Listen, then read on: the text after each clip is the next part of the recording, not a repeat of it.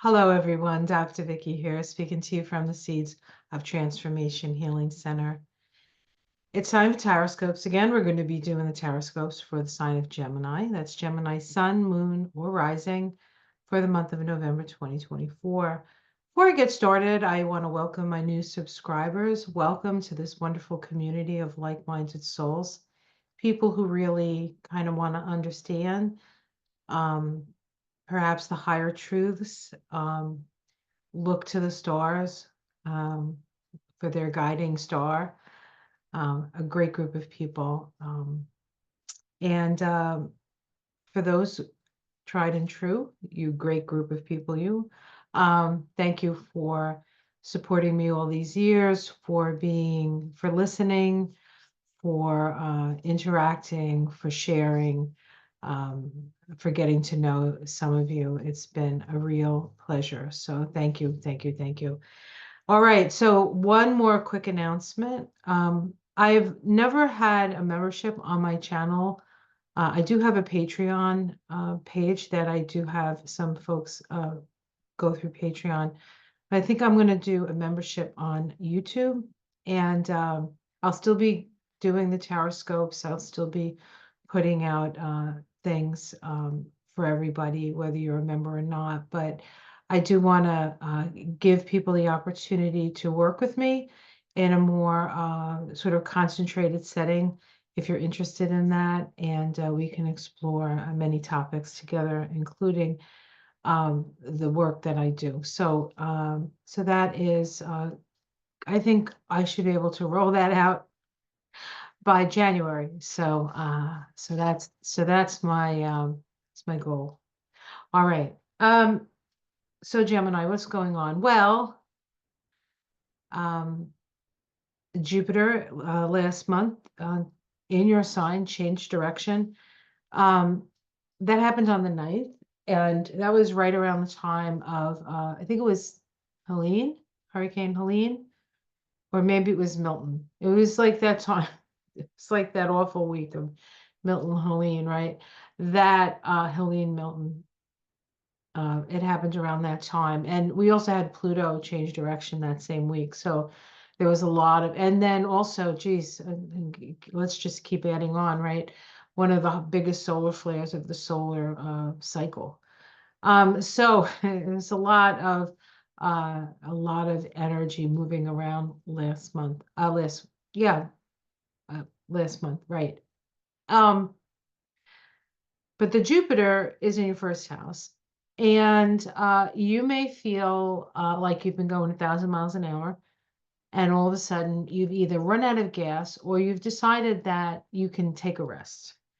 And Jupiter is going to go retrograde for a while, so you'll have an opportunity. And retrograde motion really is a time to go over things, and so things that you have been working on for say the last 3 months or so, you'll have an opportunity to look that over, make any corrections if you need to make corrections. And then when Jupiter goes direct, then you can move forward. Now, it is the first house. So first house can be self-improvement, right? Jupiter is, expansive, maybe a little too expansive. And so you've had to go on a little bit of being careful of what you're eating, being more conscious, getting more exercise, things like that. So you're maybe pulling back on that, which is good. Because then when you move forward again, you'll be in a better position. Sometimes we expand, and this is not just like, I'm not just talking about waistline, so please. But when your sense of self, right? Jupiter in Gemini, your sense of self expands. There needs to be a time when you can sort of step back and sort of reorient yourself and see just how much you've grown. You've definitely grown, but see how much, like, because sometimes Jupiter can be like overly confident, over expansive, over, more is better. And that can only work for so long, and then you have to take the rest. And I think the Jupiter retrograde will help you do that. It's retrograde for a couple of months. I think maybe February it goes direct, but next year. Don't quote me on that. All right. So there's that. Mercury, your ruling planet, does spend time in Scorpio this month and Sag. And then at the end of the month, it goes retrograde. So the 25th of the month of November, Mercury goes retrograde in Sag, your opposite sign. Anyway, whenever a planet goes retrograde, it tends to point in the other direction. So Mercury retrograde in Sag isn't as bad because it's pointing in the direction of Gemini. So it is a retrograde, it is a challenge, but I think maybe Mercury in Sag has a challenge around the ability to communicate. And because of that, they've had to work on it. And so they're better at communicating. And so I think that, I think that I just better stop right now. I think it's going to be fine, actually. I don't think that Mercury retrograde. And I say that now, and you can always come back and tell me if I was wrong. Oh, sorry about that. Oh, yeah. Pluto. Pluto moves out of Capricorn on the 19th for good, for us in this body. And that's going to feel different. Aquarius is a fellow air sign. It sort of ups the game for all the air signs. So, yeah, so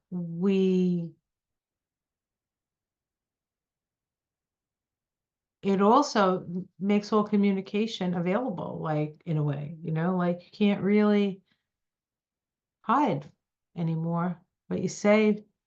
If you say it, like you can be held to your word. So I think that Pluto in Aquarius may bring more of that up and out. People, you have to be who you are, kind of thing. We have a new moon in Scorpio this month, so let's see. That is let me look. I just have something I can look at here. Yeah, so the new moon's in Scorpio. It's in your house of health. So this would be a time to rest, actually, and to you already with Jupiter moving retrograde, and then this new moon in the sixth house. I feel like you need to really,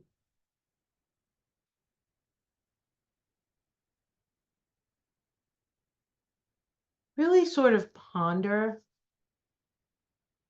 the meaning of, like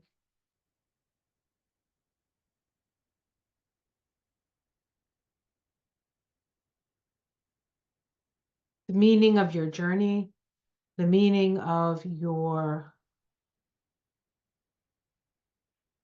service,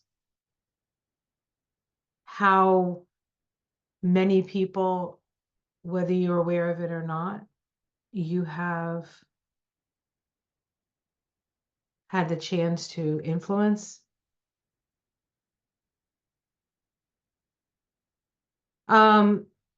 But it's also a good time to start a health regime.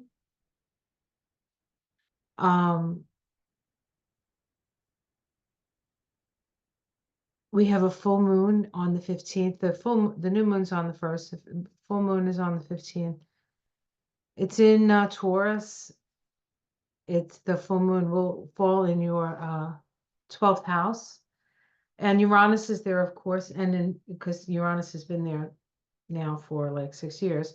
But the full moon is going to be on that Uranus. It's conjunct Uranus. So there is an illumination coming. It could be around your health. It could be around karmic, what's the word I'm looking for? Karmic situations, things you have to settle.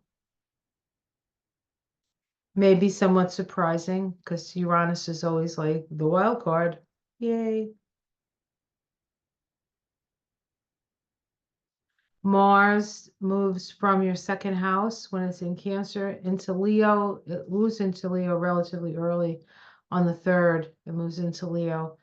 And then it's going to be in your third house. Third house is your like neighbors. So um, if you're in good relationship with your neighbors, there might be more activity. Maybe you know, help each other with the your backyards or something like that. Or there's somebody's building something and he's like, hey Joe, help me build the shed or whatever it is. So there may be something like that. But you know, Mars can also be arguments. So if you don't get along with your neighbors, um, you're going to have to find ways of sort of easing that. Now, Mars is going to be retrograde um, in December, and we'll be moving through that third and then second house for you. So um, there's a lot of energy in that area. And so it could be self-improvement for you, and it could be just improvement of your general, you know, vicinity, like you do landscaping, or you finally, you know, get rid of that dead tree or whatever, stuff like that. Okay. And I said Pluto moves into Aquarius. I said that, right? Okay, yes. Don't want to forget that. Otherwise, I think I talked about everything that needs to be talked about. I think most important stuff. If you want more specifics about the astrology, you can always check my week ahead astrology reports. I do them usually, sometimes it's not a week ahead. Like sometimes I can do 2 weeks. It's just that there's always been so much going on that like you don't want to shortchange anything. I don't want to shortchange anything. But yeah, so you can check those out. Or especially for the new moons, you can check out moon shadows on my channel, and for the full moons, you can check moonshine on his channel. We sort of go back and forth with that. That's kind of fun. We talk about the new moon, and then we talk about the full moon, then we talk about the new moon, then we talk about it's a cycle. All right. Okay, so that is the story when it comes to astrology. All right, hold on one second. I just have to. Okay, so I want to use the B tarot for you guys. And I bought this deck right around the time Kamala became the nominee, actually. I think it was right before Kamala became the nominee. And this deck reminded me of her, strangely. But, you know, it's funny because she's turning 30. She just turned 60. You know, when I turned 60 a couple of years ago, I was attracted to bees and hexagons and the idea of bees and the idea, all that. Like all of a sudden, I got all bees all over. And bees have been like buzzing in and out of my consciousness for a while. I love honey, so I make them work. Um, but yeah, I saw this deck and I got it, and then Kamala became the nominee and will become the president when I use this deck. So. And this is right, the election, right? The election week. So let's see what I mean the month, the election month. Okay. We start with the Six of Pentacles. So your larders are full. Well, that's good. That's good. Your larders are full. Not too much, not too little. All the beautiful things that make your home a home. Peace, tranquility, contentment, all of those go with that Six of Pentacles. The challenge is all the information that's flying around, man. So much new information, this, that, and the other thing. So much filling the airwaves, really. That's your challenge. So, like internally, like where you are, you feel secure, but it's like the outer world's like going crazy. We have the Wheel of Fortune. This is change seen with the different gardens of the different times of year, right? There's actually 1, 2, 3, 4 different types of bees here on this card. I should check to see what kinds of bees there are. I'm sure they tell us. Yeah, so the different seasons. So you feel secure in where you are. There's all this change happening outside, and that the root of the reading is change. So I guess there's a part of you that's like, well, I'm happy with where I'm at. Do I have to change as well as all of this things flying through the air gonna cause me to change? I think that's the question here. Well, you walked through, if you're worried about change, and you're wondering why change is happening, because it was time. You walked through the portal, you walked through the gate to a certain extent, to work, reap the rewards of something. Perhaps the Six of Pentacles is the reward, the success. Your life is a success. And your life became a success because you chose to work your life. You didn't wait for somebody else to do something for you or nothing. You just said, you know what? What do I have and what can I do with it? In the sky, we have the 10 of Wands, a lot of burdens, maybe. Now, this in the sky is generally the relative situation, like in the world, or sometimes it's messages from spirit. So let me just leave it there. It's 10 of Wands. It's a burden, feeling laden down. This little bee is laden down with all the pollen it can. You see that?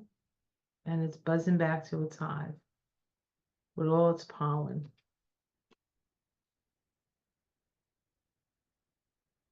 It might even be a symbol of you're almost there to unburden yourself.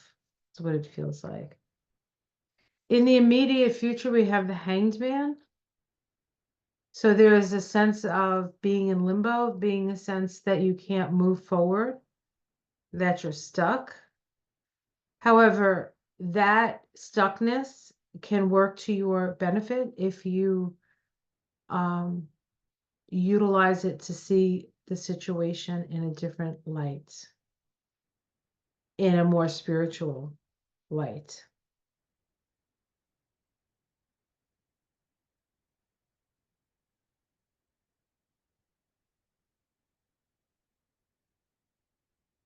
I mean, imagine if you were covered with bees and they were buzzing on you, what that would do to your vibration if you could get past your fear, right?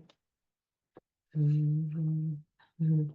Bet you they make us, I'm sure they've invented like something that can resonate to the resonance of bees and like put it on your body so you could feel what that's like. I think that would be cool.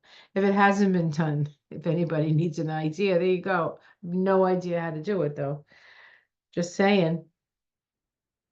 The Two of Swords, how it's seen from the outside, that you're indecisive, that you're indecisive.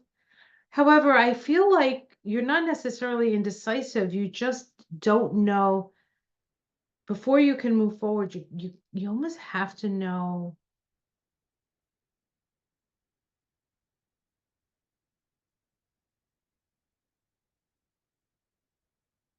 You still haven't gotten all the information in order for you to move forward. That's what I'm getting. That it's not that you don't want to move forward, it's that you don't have exactly enough information. In your domestic situation, look at you, goddess that you are, in your beautiful garden. Your domestic situation is quite frankly blissful. A little bit isolating, but you don't really mind it so much. At least not now. Now that's interesting because Geminis are usually like chitty chatty, life of the party, but there's a part of you that's like, you know what? I just want to like enjoy the fruits of my labor. Hopes and fears of the devil. Um, well, I guess depending on whose reading this is. Um, the devil is the tempter. The devil really, really in a way defines what we're willing to give up for something else, for something that's temporal, for something that has a time limit on it. But, the devil is also mirth and laughter and comedy to a certain extent.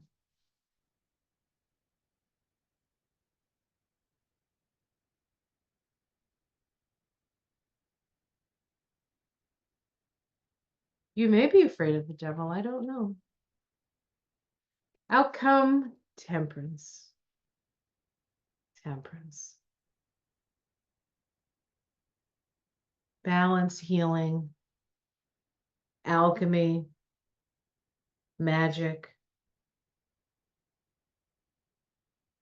spiritual initiation.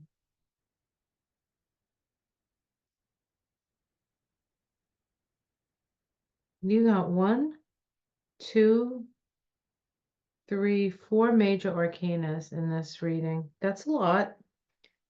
And they came at places that, well, the devil's in the hopes and fears, so it's not that the hopes and fears doesn't count, but it kind of gives us a sense of like,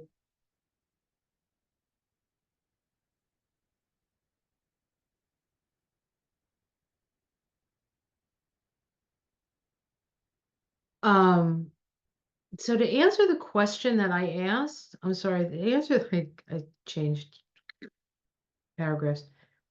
To answer the question that I asked, I was wondering if this was the change. Were you concerned about the change? Um, I would say that the change is a good change for you.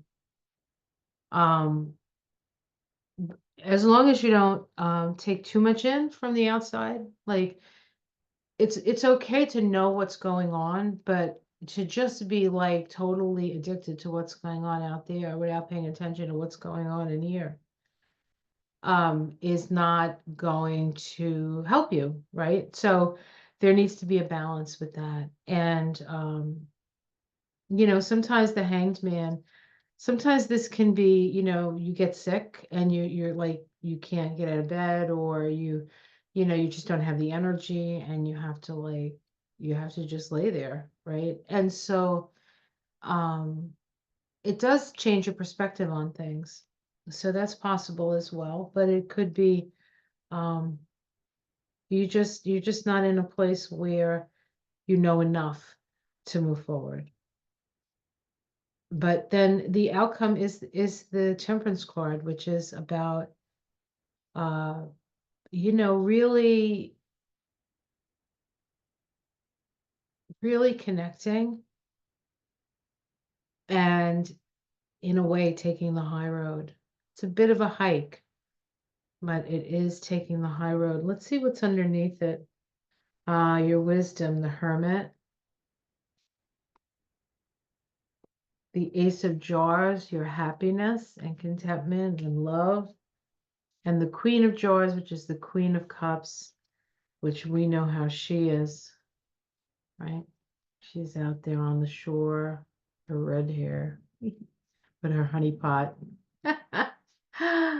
Oh, goodness gracious. Sensitive, sensual, beautiful. There's this real sense of a very sort of warm, in a way sensual, but not sexual, a sensual comfort and ease that at the end of this month you're going to experience. you have to, I think it's a process because of the Hanged Man, but I think that you're gonna get some answers that you've been seeking and you've been searching for. And that's gonna like start a whole new thing for you. A whole new thing. It is a 1 month, it's the 19-1 when you add the 11 of the month and the 8 of the year, universal year vibration. So it is in a way about new beginnings vibrationally. So it looks like you're gonna have it. You're good though. You're good, and you're gonna stay good, but there's gonna be something that requires you to see something in a different way, which will expand your consciousness. Maybe another lesson. We'll see though, right? All right. So I've also been picking a crystal ally card, and this is by a woman, Ashian, Naisha Ashian, that's her name. And although she doesn't go by that name anymore, this is the name that's on the book and the cards. Well, the crystal ally cards. She's a really smart lady. She's I think she was a physicist, or she had geology. Maybe she taught geology. She's originally from New York.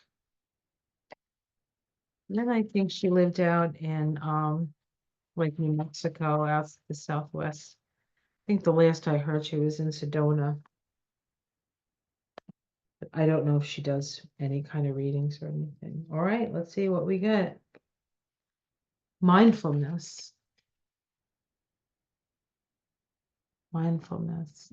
What is it? Pedalite. Pedalite. I do not have a piece of this.